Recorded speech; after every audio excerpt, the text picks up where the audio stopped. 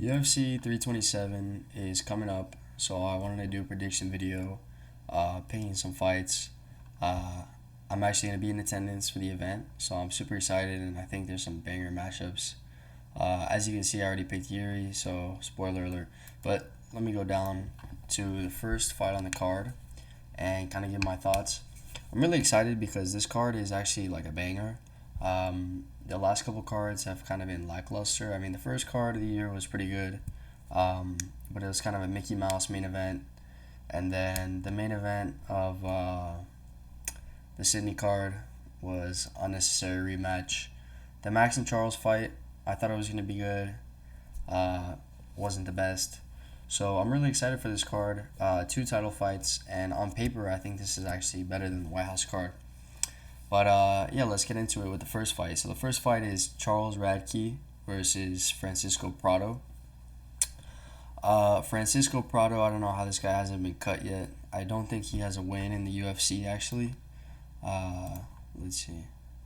Okay, he has one win in the UFC and four losses. So Francisco Prado, he's actually from Miami, fighting at home, I guess. But I don't know. I mean, he's kind of a can. The thing about Charles Radke is he actually won his last fight, but he's a win-lose kind of guy. I think he got knocked out by Mike Mallet in the fight before. Uh, so he's a win-loss kind of guy, and he just won. So no, I'm kidding. I'm going with Charles Radke. I think he'll be able to win a decision. Actually, I could see him getting a submission on Prado.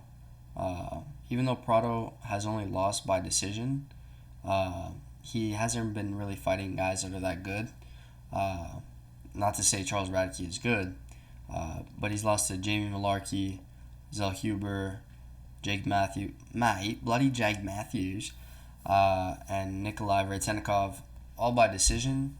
So I'm thinking he could probably survive and make it to a decision, and unfortunately probably get cut by the UFC. But I don't know. I mean, Charles Radke coming off a win. I don't know, man. I don't know, man. We'll see. Next fight of the night is Markel Medeiros versus Chris Taco.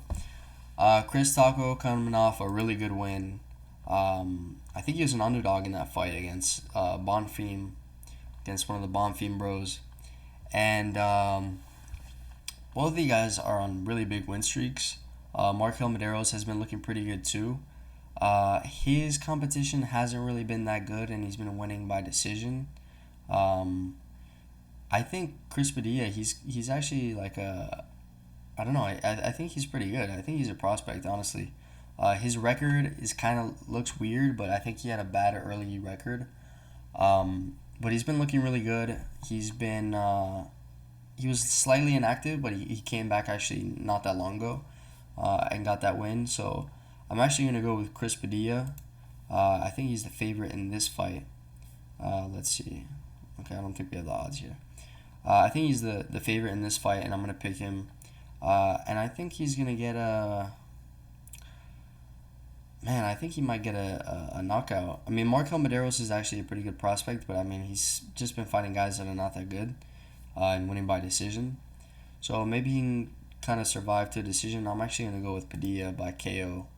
We'll go round. We'll go round three KO. I think it's going to be kind of a tit for tat battle, um, but we'll see. We'll see how it goes. As we get on to Kelvin Gastelum versus Vicente Luque.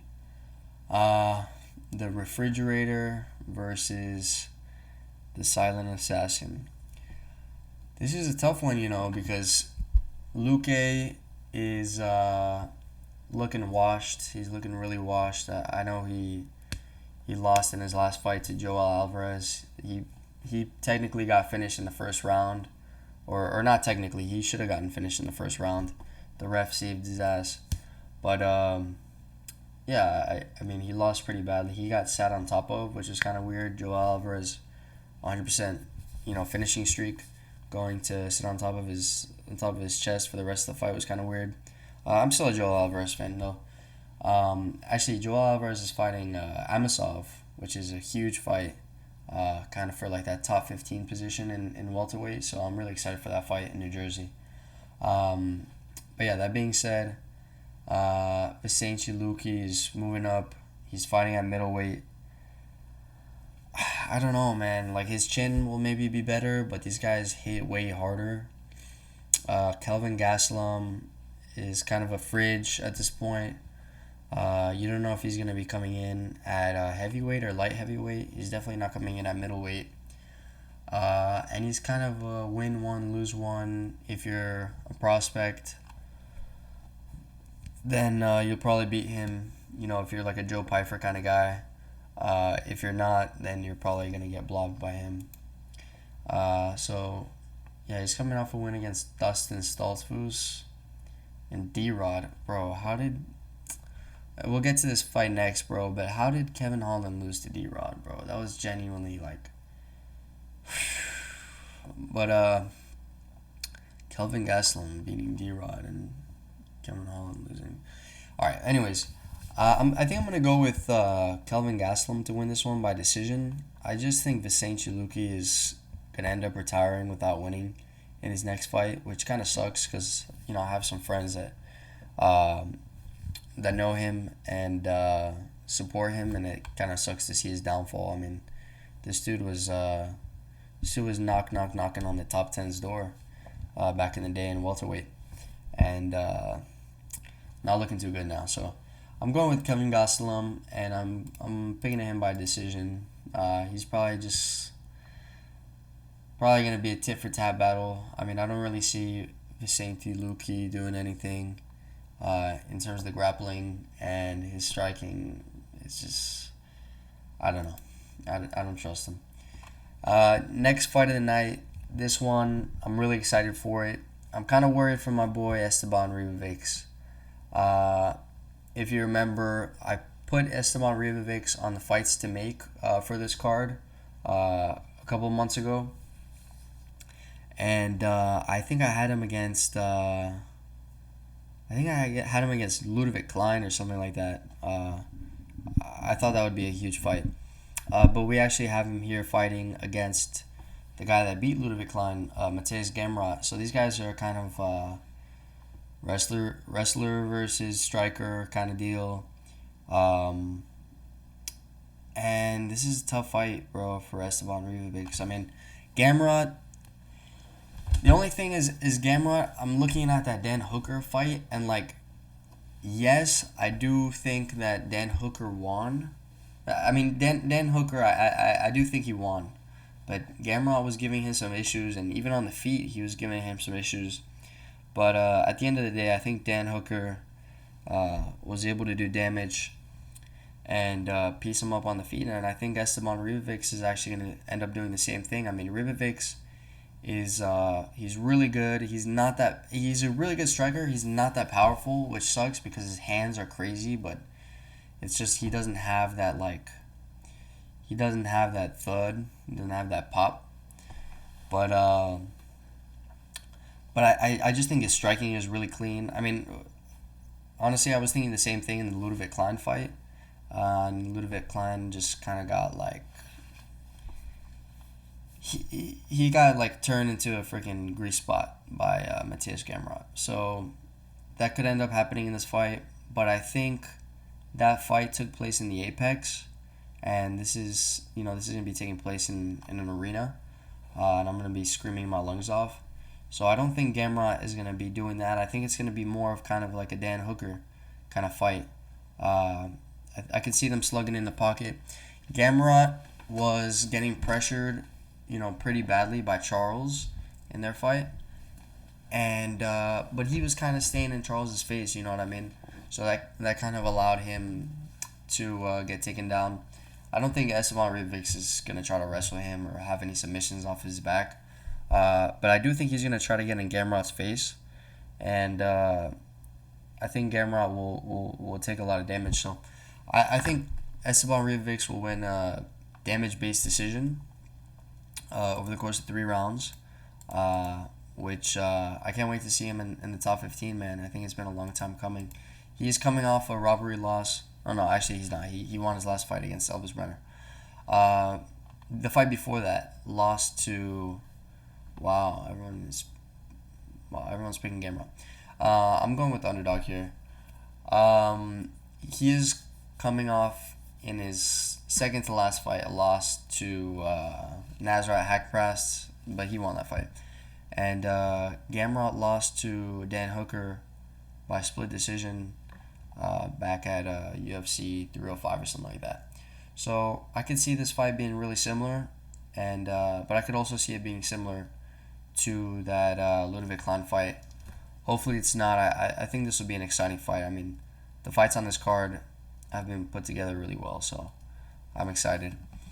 As we get on to Patricio Pitbull versus Aaron Pictogram. Patricio Pitbull coming off a win against Dan Ige.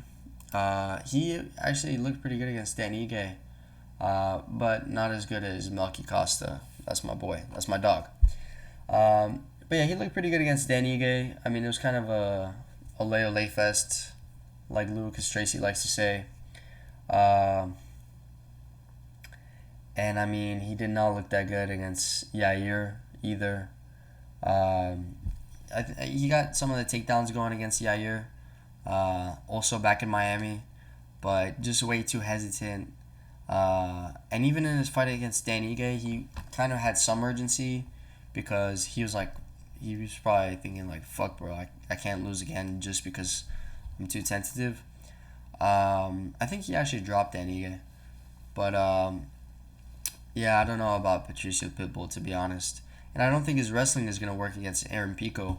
So Aaron Pico is coming off of a brutal loss to Lerone Murphy. Headshot dead, bruh. He got headshot deaded, unfortunately.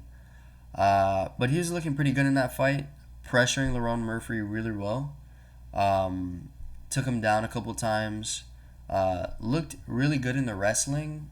Kind of similar to what Movsar was doing, but just in the span of like 2 minutes. Whereas Movsar kind of shot a little bit later on. And even in the striking, he was looking good with those vicious body shots. I'm pretty surprised these guys haven't fought each other in Bellator. I mean, this would be like a Bellator like fight of the century here. And it's on like the early prelims of this card. But yeah, I'm excited for this fight. I think Aaron Pico is gonna he's gonna look kind of tentative in the first round, kind of get his feet grounded, because really his fight was like go, and then he got caught. I think he's going to slow it down in the first round, and Patricio Pitbull kind of fights kind of slow, just, one punch, max 2 punches every 20 seconds.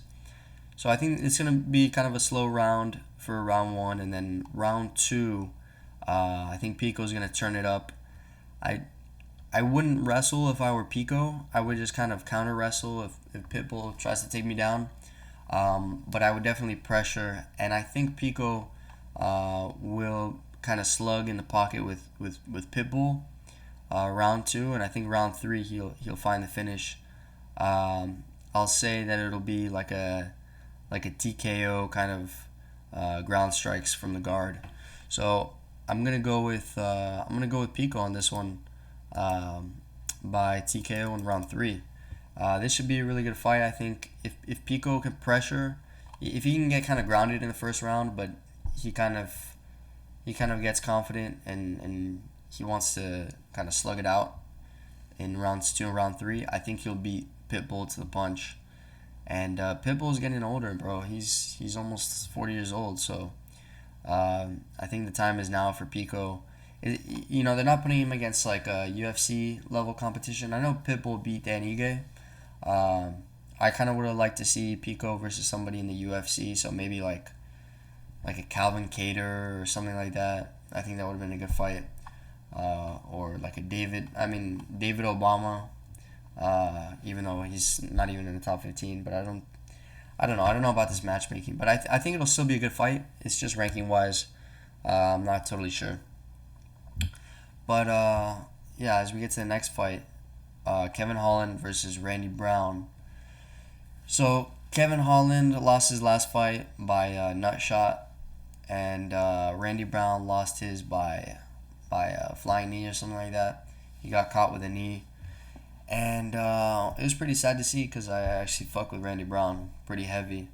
And Kevin Holland, yeah, a lot of people were kind of talking shit about his performance because he kept rubbing his nuts or whatever. But if you train, like that shit hurts really bad, and yeah, bro, I don't know how bad it really was. Cause Kevin Holland, like if he doesn't want to fight, bro, he just won't fight. Like he just shows up for the paycheck a lot of times. But that being said, I think I don't know. I think this will be a good fight. I don't think it's gonna go to the ground. I think it's kind of gonna be in on the outside for a little bit, and then honestly, I really like Randy Brown. I could see Kevin Holland catching him. Because Kevin Holland, even though he got dropped by D Rod, and D Rod got sent to some prison in Mexico or something like that. I don't know what happened to D Rod. I don't know what kind of side quest he went on or what. But he's somewhere. He's somewhere. So that being said, Kevin Holland got dropped by D Rod, but I do think that his chin is still pretty good. I didn't see him get hurt or anything by Mike Mallet, but yeah, I think he can actually find the knockout here against Randy Brown. I'm gonna say he gets a knockout, and I could also see him dropping Randy Brown and kind of going for a submission. Just because he can go for that anaconda, he can go for that Darce pretty easily with the long arms. And Randy Brown is kind of also long and tall but a little skinny, so his neck he get the neck snatched up. Um, but I mean Randy Brown, he was on a win streak before the Bryan Battle robbery, and then he kind of got outclassed by one of the Bomb Fiend Bros. Um, but I'm gonna go with the underdog here. I'm gonna go with Kevin Holland, and I'm gonna pick him by knockout. I'll say it'll probably happen round. I could see it happening round one, but I'm gonna go with round two. Um, as we get to the next fight on the card, this is gonna be such a banger. This is gonna be such a banger. I think both of these guys are gonna absolutely scrap. Cub Swanson coming off kind of a long layoff. Not kind of. It was a pretty long layoff. Last time he fought was in Florida. I think it was in Tampa, on the Colby versus Buckley card, which that was a while ago. But he got a really good knockout. And Nate Landwehr coming off. I think he's coming off 2 KO losses in a row. Yeah, yeah. I got knocked out like cold by Morgan Charrier in his last fight. And Cub Swanson, I think he lost to Philly. Yeah. So I'm gonna go with actually Cub Swanson, even though he's 42. I actually think he's more durable than Nate Landwehr, and Nate Landwehr, you know, forget about the game plan, forget about the outside foot battle, and the distance management and all this stuff. He's just gonna go in there and slug, and he's like a whoever lands first kind of puncher. But I do think that Cub Swanson is going to catch him and put him out, and I think it'll be in the first round. So I'm really excited for this fight. I like Cub Swanson a lot. I like Nate Landwehr a lot too, just for the entertainment factor. But I'm going to have to go with Cub Swanson on this one by KO in the first round. As we get on to Tatiana Suarez versus Lupe Godinez. I actually think this is going to be a pretty good fight. Tatiana Suarez, I think she's coming off a win after the Zhang Weili loss. Yeah, she fought Amanda Lemos. All right, Amanda Lemos has been looking really bad lately. So that win is not aging too well. But she did lose to Zhang Weili, and before that, she was on a really big layoff. Lupe Godinez has been looking pretty good. I think she fought on the Noche card, beat Jessica Andrade, who's washed, and beat Julia Pilastri. I don't know who that is. So this is kind of like a WrestleMania WMMA, Grand Slam kind of thing. Really high level. I think we're going to see some really technical takedowns from Tatiana Suarez and some just beautiful kickboxing from Lupe Godinez. I think she's a boxer. I think we're going to see some Gervonta Davis level boxing prowess from Lupe Godinez. But in actuality, I think Lupe Godinez is going to have some success on the feet. I think she might even hurt Tatiana Suarez. But Suarez is probably just going to lay on top of her. So I'm going to go with Suarez by decision, probably 29-28. I could see her losing a round where maybe she gets dropped or something like that. And now I think it's time for the main card. Yeah, this is the main card. So the first fight on the main card, Curtis Blades versus Josh Hokett. Josh Hokett, he's actually really good on the mic. He's very exciting for heavyweight. I think this is like his second fight in the UFC, maybe his first fight. Sorry. This is his third fight. Sorry, he's had two fights. Casual bro. Look, I'm just saying off the dome. But Josh Hokett, he's been looking really good. I think he got like a middle finger knockout in his last fight. And then he had like a crazy post-fight interview. He's getting a really big step up in competition here against Curtis Blades, who I fuck with Curtis Blades. He did lose to Rizvan Kuniev, bro. He lost that fight 100%. I know he tore his ACL in both of his knees and his shoulder blades popped out and whatever. I don't know, but he did lose that fight. But he got the decision from the judges, which is kind of weird to me. But so yeah, I do think he's coming off two losses, fundamentally. But he did take some time off after that loss, or after the win, whatever you want to call it, in Baku against Kuniev. And I think this is where the rubber meets the road for Josh Hokett. It's just too big of a step up, in my opinion, and insert the Josh Hokett KO or whatever, submission win. But I do think this is too soon for Josh Hokett. I think they kind of got money signs. They saw money signs with Josh Hokett, and they kind of just want to throw him in there with Curtis Blades. But I mean, Josh Hokett is unranked, hasn't fought anyone in the top 15. I know there's like 20 heavyweights, but still, you got to give him the Marcin Tybura test, or you got to give him the Sergey Spivak test. That we saw, for example, Ante Delija failed the Sergey Spivak test. You know what I mean? So I don't think he's ready for Curtis Blades. I think Curtis Blades is still like a top 7 heavyweight, maybe top 8. Now that you got Salsa Boy in there, and you got Kuniev in there, and you got some other guys in there. So I would say like top 7, top 8. I don't think Josh Hokett is there yet. He's really athletic. But I mean, I don't see him having success on the feet like he did against Denzel Freeman. And I don't see him getting Curtis Blades down, you know what I mean? So I do see Blades. I just have like this visualization for this fight. Like I can just see this happening. Josh Hokett wakes up and he's just staring at the lights. He just wakes up. He's just laying face up on the canvas. Curtis Blades catches him really badly and puts him out cold, and the Josh Hokett train has to stop for a little bit. So I'm going with Curtis Blades.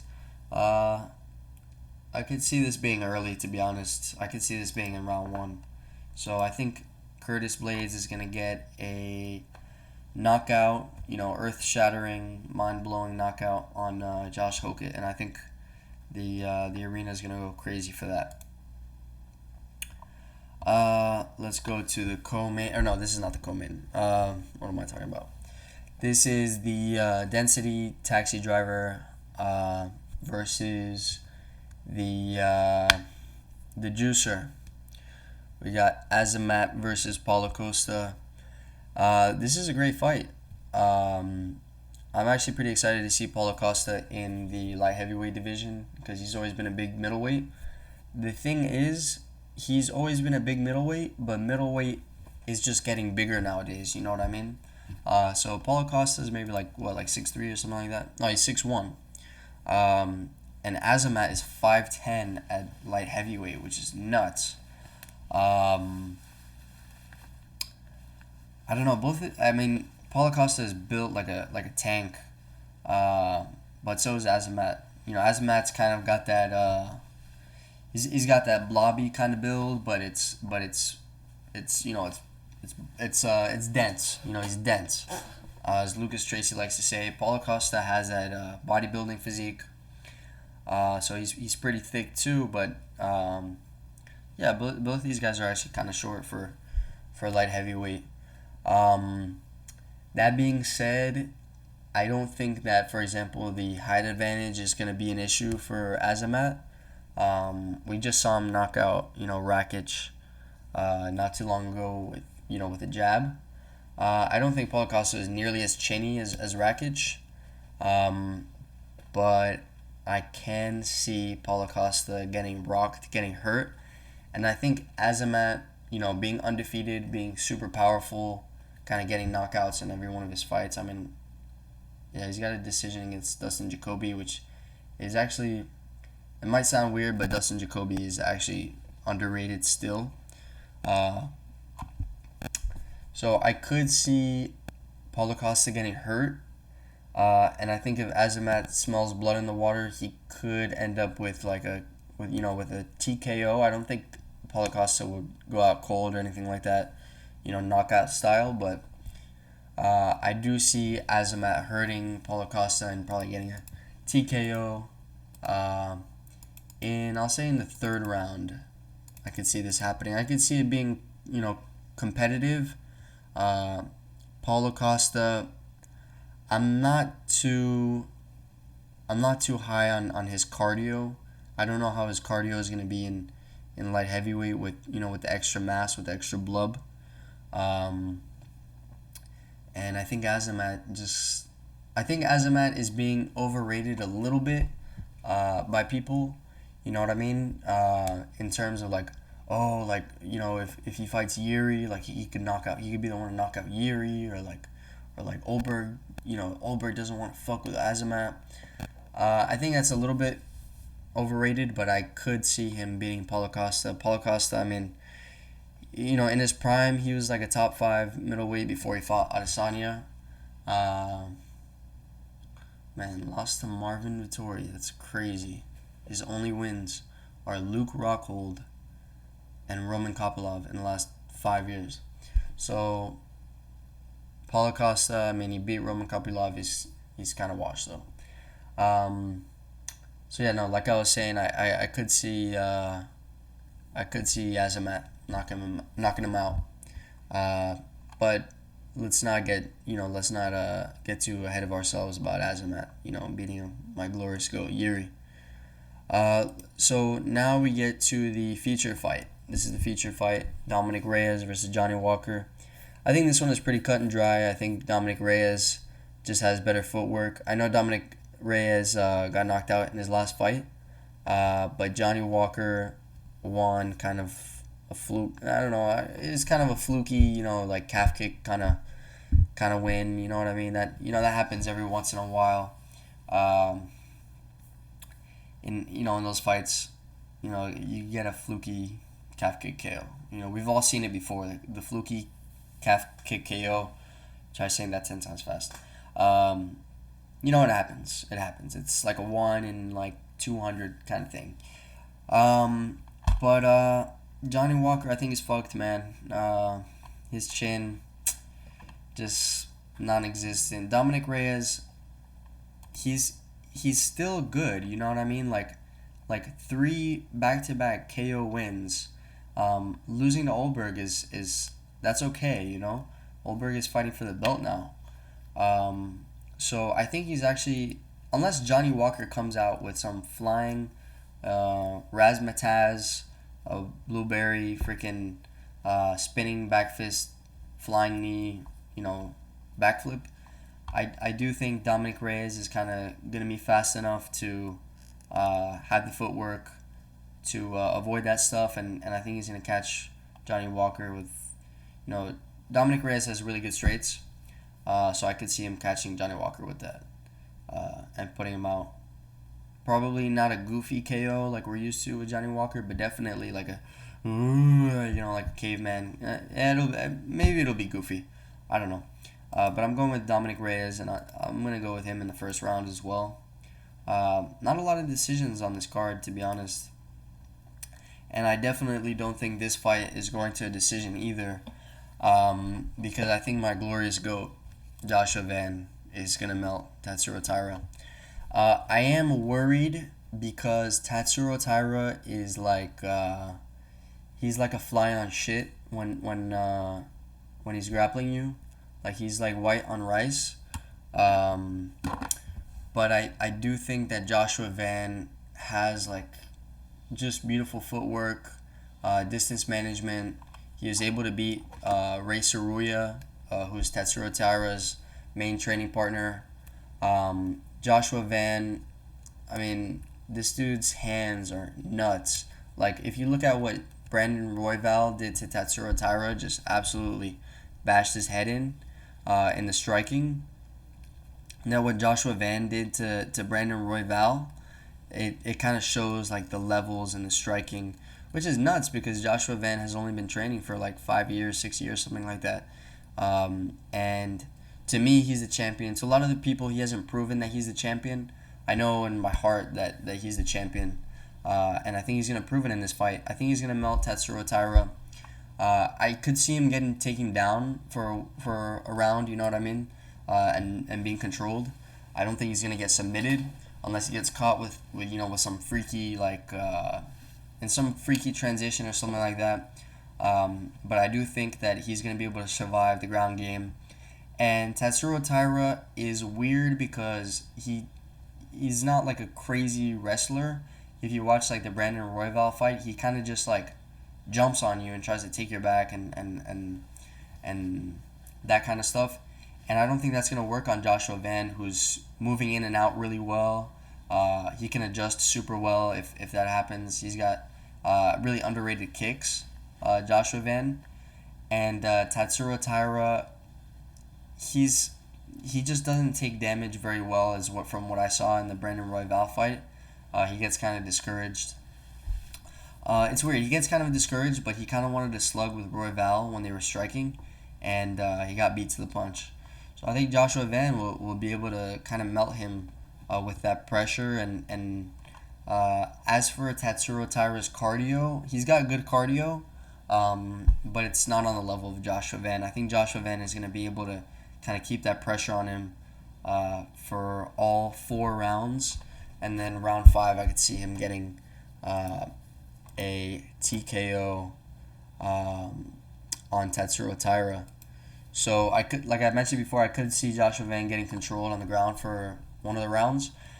But Tatsuro Taira, he's good. He's not great. You know what I mean?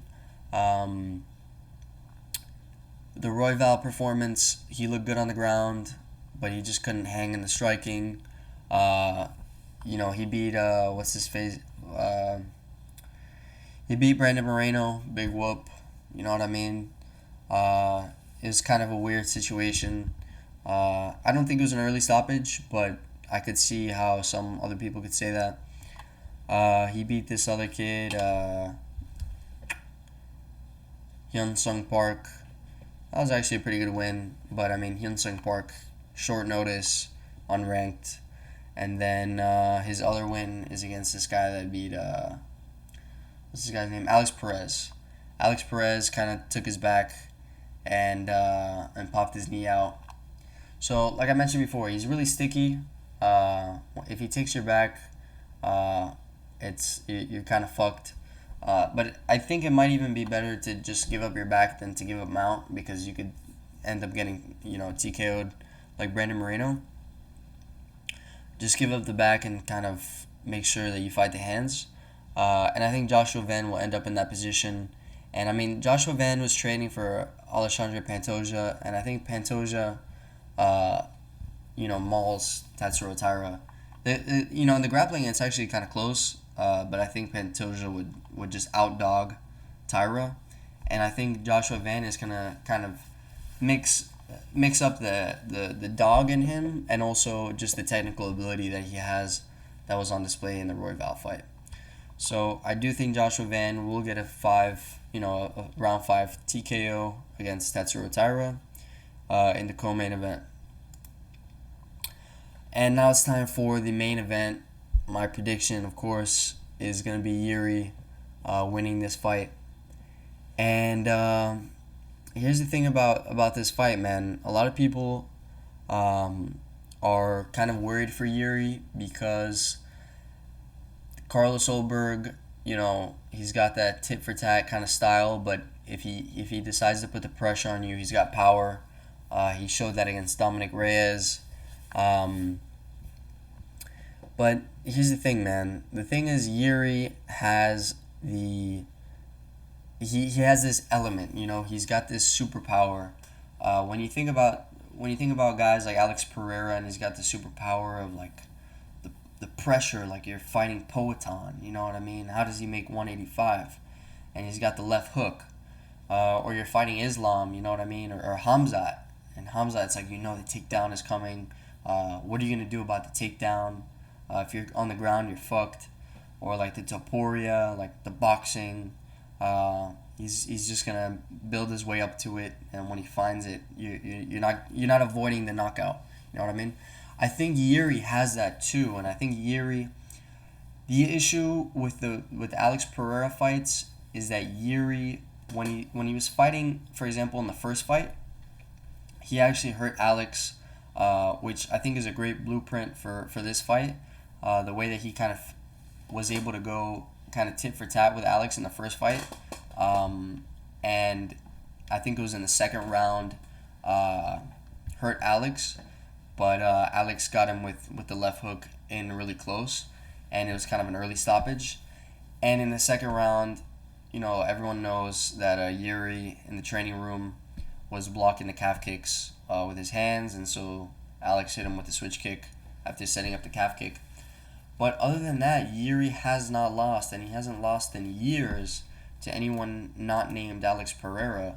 And, I mean, he's beaten Rakic, he's beaten Jamal Hill, he's beaten Khalil Roundtree.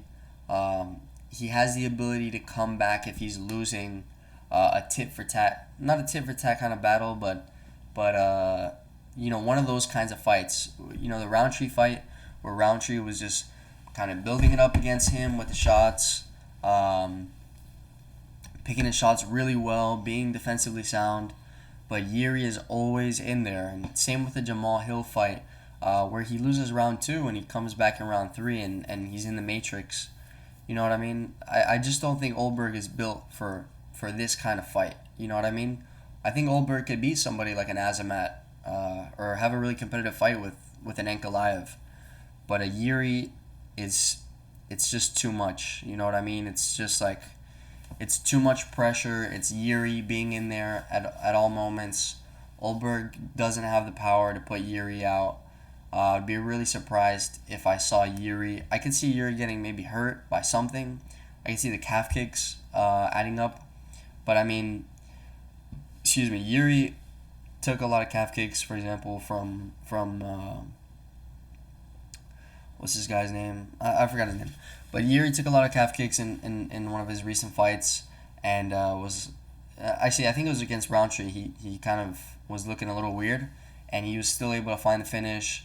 I think the Olberg calf kick will not be as effective as people think, and Yuri is kind of able to fight through that, and I think Yuri will figure him out, and I think it'll take him 2 rounds to get the knockout. And when you put his back on the fence, Olberg, that is, like we saw in the Kennedy and Zechukwu fight, it's too much. It's too much pressure. He's kind of going tit for tat with like an old, what's this guy's name? Jan Blachowicz, kind of scared to engage. I thought that fight was close. I think he won. but it was just too close. Whereas Yuri against these guys that are still, at the top of their games, like Khalil, Jamal Hill. Say whatever you want about him, about his footwork, but Jamal Hill is a former champion. You know what I mean? And Jan Blachowicz is a former champion, but that was ages ago. But Jamal Hill, and Rakic, I don't know. It's just like nobody that isn't named Alex Pereira has beat Yuri. You know what I mean? Nobody has that it factor, that element, that superpower. And I don't think Olberg has it, man. I think Olberg is a good kickboxer, um, and he's gotten this far. He beat Jan Blachowicz, and kind of, I think after that fight, you could have given him a title shot, but there was the whole Alex Ankalaev thing going on, so they didn't give him the title shot. So I think you could have given him the title shot, and I think he would have lost to Alex Pereira or Ankalaev. Um, but against Yuri, I really think he's gonna get his ass beat. So I got Yuri by KO or TKO round two. I could see Yuri winning by decision as well, but I mean a Yuri fight going to decision, like a damage based decision. I don't know. I don't see a Yuri fight going to decision, but I could see it going into the later rounds. Actually, I don't think I would say confidently that this could go into decision. I think that would be a really small chance, but I do think that this fight could go to the later rounds if Olberg can kind of dance around for a while. This dude has never been 5 rounds. You know what I mean? Yuri has 5 round cardio. We know that. We've seen him. We've seen that dog in Yuri. You know what I mean? We've seen that dog against Glover, which was just an insane fight, and that win is to submit Glover after being hurt really badly, and a crazy fight, one of the greatest fights I've ever seen. It's kind of a testament to Yuri's strength and to his ability, and I think finally Yuri will be reclaiming the belt, and let's go for that. So let me know down below in the comments what you think about these predictions. If you're excited for this, I'm super excited to be attending, and I'll hopefully be able to vlog a little bit, maybe get some videos, some pictures, meet some fighters, and yeah, I can't wait. So again, in the comments, let me know what you think. Leave a like, subscribe, and I'll see you guys in the next video. Bye bye.